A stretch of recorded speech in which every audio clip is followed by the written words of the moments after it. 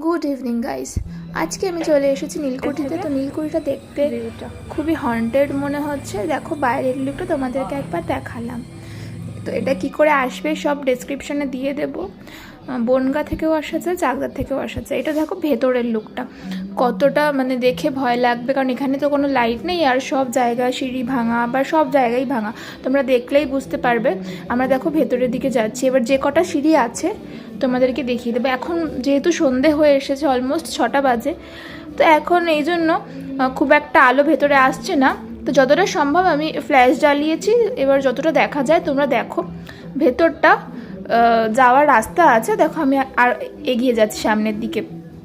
এখানে গেলে পরে একটা ভাঙা রাস্তা রয়েছে, এখান দিয়ে ওপরে যাওয়া যায়, কিন্তু ওপরে যাওয়ার রিস্কটা আমরা নিলাম না, কারণ কেউ যাচ্ছে না। আর যদি ওপরে গিয়ে পড়ে যাই মানে মরেও যেতে পারি, তাই জন্য আর এই দেখো